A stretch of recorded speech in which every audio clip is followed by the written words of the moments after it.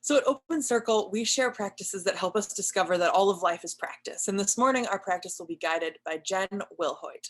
Jen is a contemplative writer, illustrator, and spiritual teacher who helps people forge and heal a loving relationship to themselves and love through illustrated stories and tools on the Examen. She writes little stories of love and hope, an illustrated comic series about her own messy and growing spiritual journey, which she hopes lets others feel less alone and see their humanity as a gift that is uniquely and abundantly connected to love in everyday life. She also designs and sells tools introducing people to the Examen, helping them deepen their journey of self-discovery, discernment, and befriending love in all things. Welcome, Jen. We are so glad you're here. Good morning. Thank you for letting me join your community again today. We are going to be practicing the Examen, and just as a brief introduction around it again, I wanted to let you know this is a practice of reflection. This is a practice of deep listening, of remembering what our day was like, what our week was like, what our human experiences were like, and in the process of that, literally remembering, putting ourselves back together through this reflection. And it's a practice of listening to where love, where God may be speaking in our lives every day. When we listen, when we give attention to anything, we are expressing something's worthiness. We are giving reverence to our life and our human experience and the sacred presence within it. When we pause to consider what has happened to us and around us, what's happening within us, and where we feel like we might be guided by love. The fact is, life is really noisy and loud.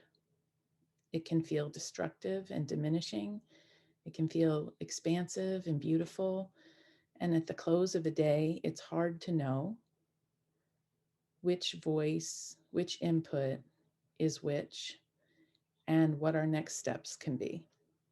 So, this practice of daily listening helps us build a rapport with ourselves and our experiences and with God so that we can start to tease out what is our voice, what is our experience, what is love saying to and through us, and how can we find healing and compassion there so that when we go out into the world, we are able to listen and act with the same compassion. So, because this is a morning for all of us, we don't really have a whole lot of today to reflect on. And between different calendar systems, a Sunday is either the end of the week or the beginning of a week. But it is a day of transition. It's a liminal space where we are wrapping things up and things are about to begin again. So I'd like to invite you to consider this practice as looking back on the week that has just closed and get in a posture that feels comfortable, feels safe. I want to also recognize that when we do a deep reflection and a deep listening, we can have experiences that are that of boredom, like nothing's coming up, completely okay. We can also have experiences where we feel like everything is triggering thoughts or emotions in our head. That's also okay. We don't enter this practice to do a good job. We enter this practice to just recognize where we are and who we are with spiritually. And if at any time this feels uncomfortable, just stop. Okay, let's begin our conversation with ourselves. If you want to have a journal with you, you can. You can also just close your eyes and answer these prompts in your own head and heart. Before we begin looking back, we always want to know the ground that we're standing on. And we want to make that ground full of hope and also reflect reality. So we name something that we're grateful for. It can be from the past week or it can be from today.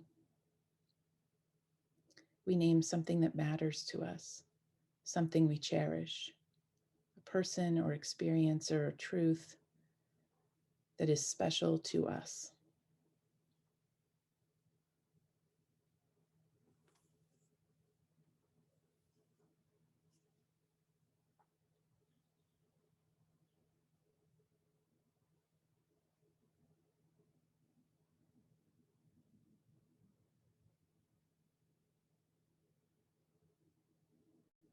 Let yourself consider that which you're grateful for, recognizing that you are seeing some of the sacred, inviting you into closer relationship because it matters to you. It's speaking to you.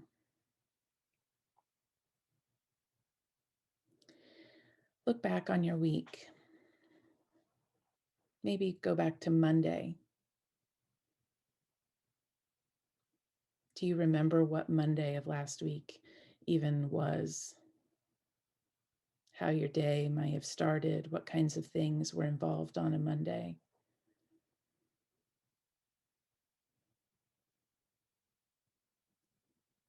Consider Tuesday, Wednesday, Thursday, Friday, yesterday. Can you recall, just as factually as possible, what occurred these last 6 days? Where you were physically, what work you were doing, what conversations you were having and with whom.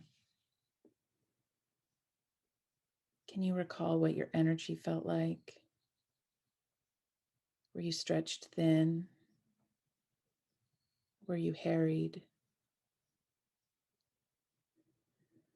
Did it feel like the same old thing over and over again and you can't really recall anything at all?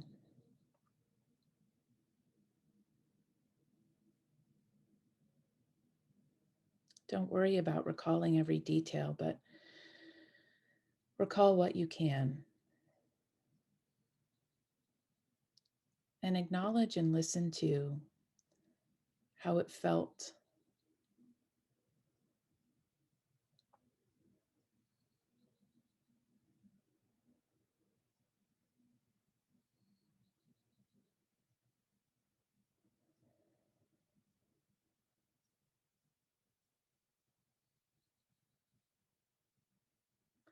Sometimes when we go back and we reflect, even on one day, but especially a week, there can be a feeling inside like, I can't remember anything.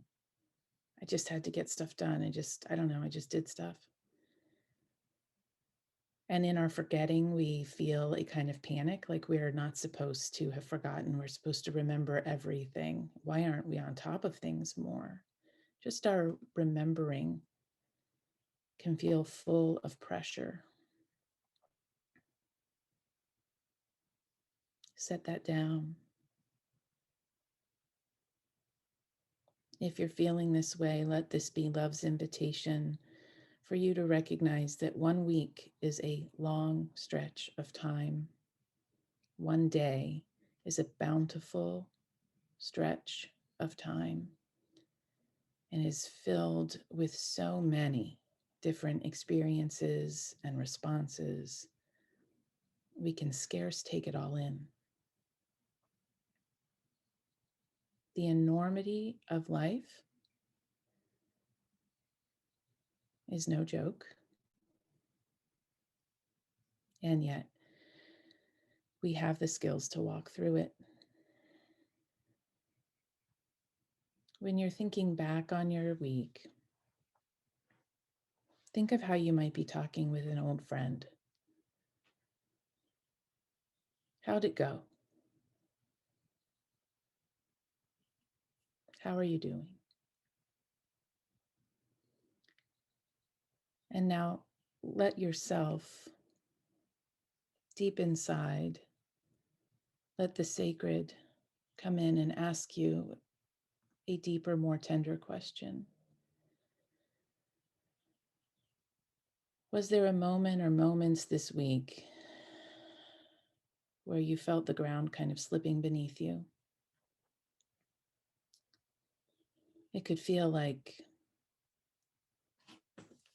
maybe receiving bad news, but it can feel like a gnawing kind of worry that doesn't really go anywhere.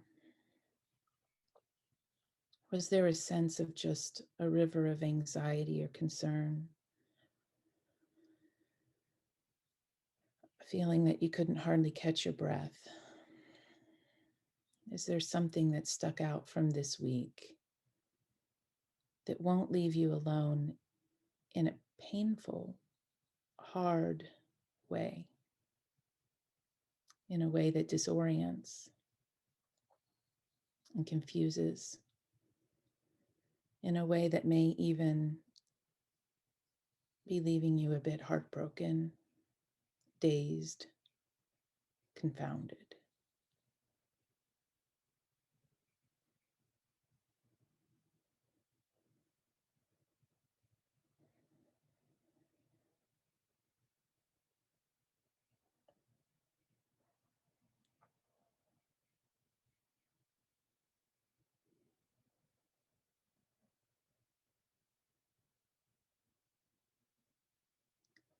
We sit with these moments, we call them desolation.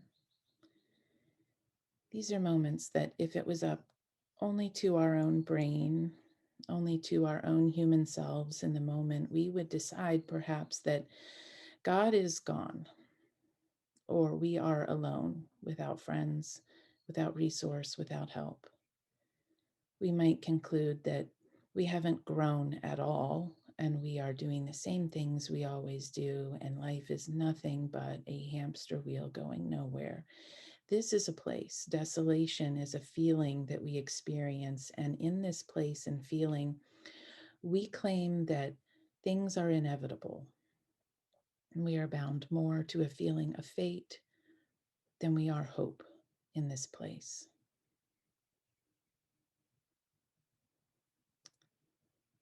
These are our human feelings about this, but they don't tell the whole picture.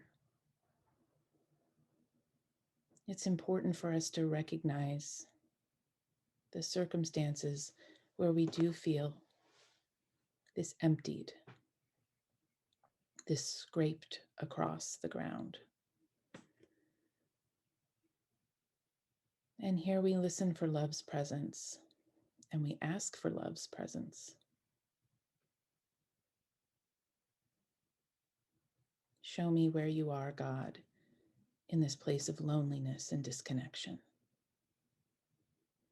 this place of inevitable separation that feels very real. Show me where you are in this place.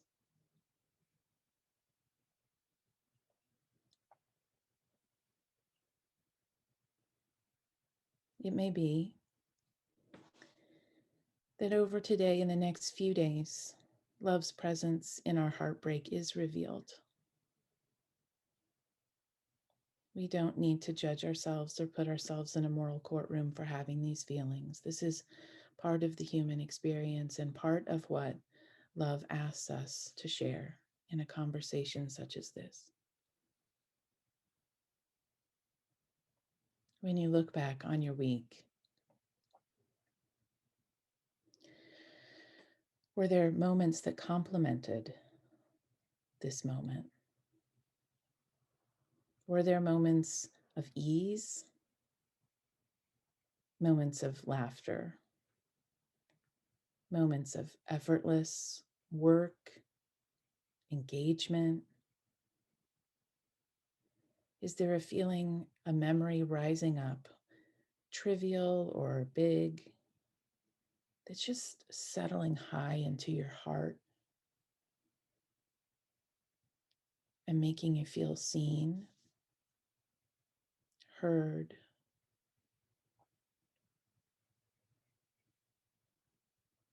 making you feel like there is possibility in my life and in the life around me.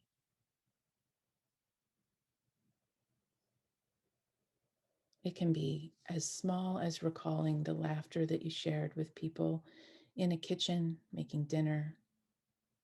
It can be as big as receiving news most welcome from a doctor or a school.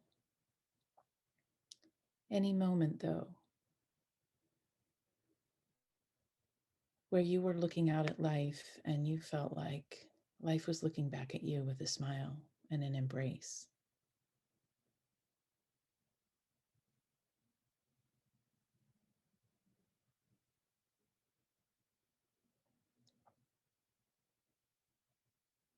We call this moments of consolation.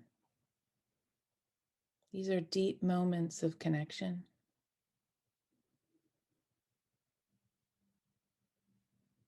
And it is true that we can sometimes prefer this space so much over the other that we don't see that we put blinders on.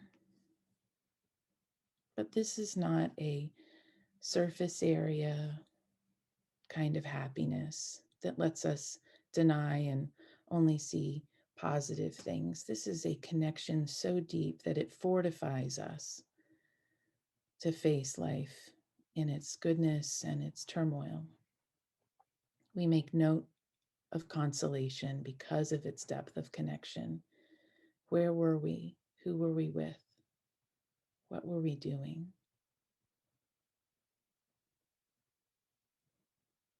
And we listen for love to invite us into more moments like this. We ask love to cultivate more moments like this in our lives, to let us build on them and share them with others.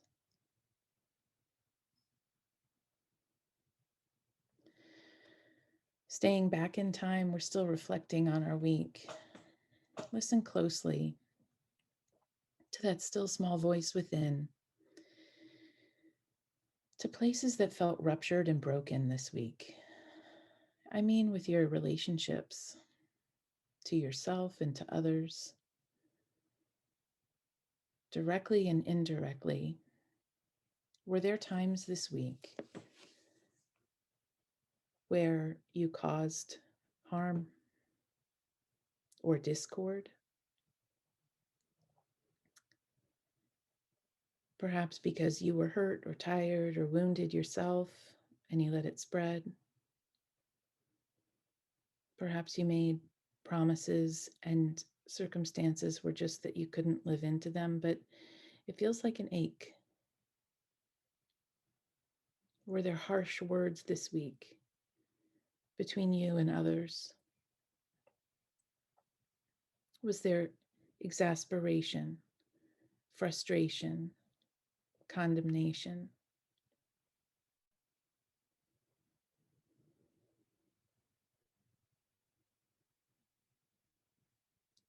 We cannot fully mirror the truth of our lives all by ourselves. We ask love to speak within us about where we need to circle back, return to someone or return to ourselves, and offer apology or amends or clarity, reconciliation, listening. This is not a step in our conversation with the sacred meant to burden us down with guilt and shame. It's to reveal part of our tender humanity and let us know that there's an opportunity to try again when we have missed the mark. This is a statement of abundance and rebirth. we have the opportunity to practice repair in our lives. It is a blessing to know that our deeds are separate from our identity and that we're responsible for our deeds, and we can have a second chance when we need it. This includes asking someone else for amends or apology or to listen to us.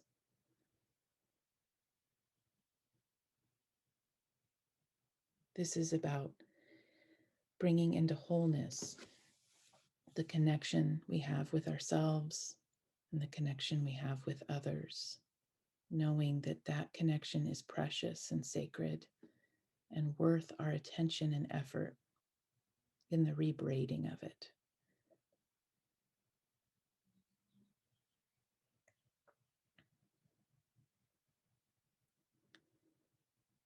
Now we're at this place where we're ready to look forward.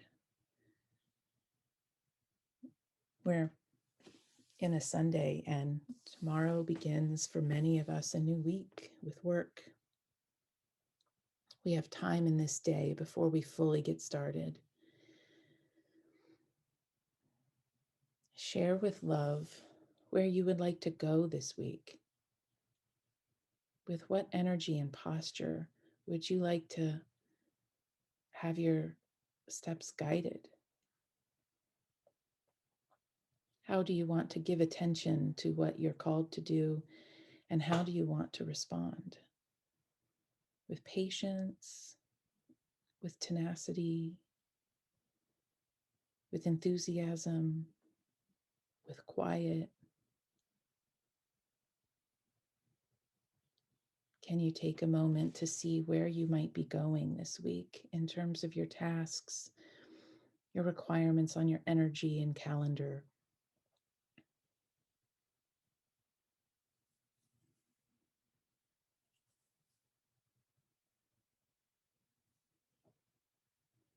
And ask for love's grace in sustaining you and guiding you for whatever comes next.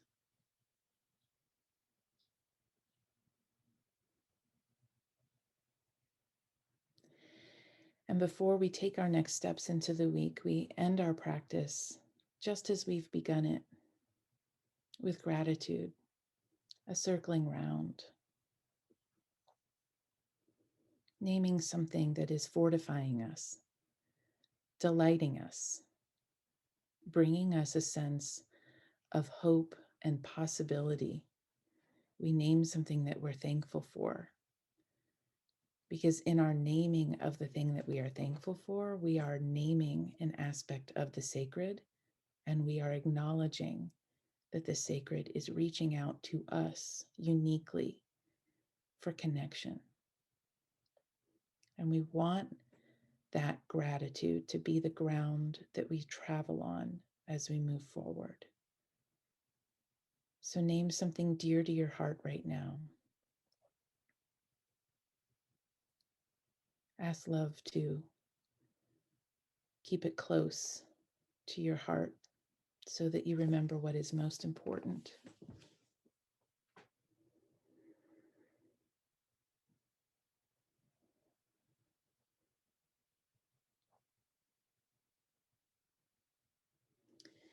And I offer you this blessing as we end our examine practice this morning. Life is a long road, we all know that. Each day is perhaps more full of both possibility and just even fragility than we can consciously bear moment to moment. But we have the opportunity to reflect, to circle back when we need to find a safe place within our souls and our bodies, our minds and hearts, to grow a kind of treehouse, like the story mentioned, within us, where we can go and tell love anything and everything about our human experience and know that we will find connection and listening and acceptance there. And when we take a pause to do this on a regular basis, it will be clearer to us who is speaking and with what purpose. And we will recognize the invitation to goodness within and without. Thank you.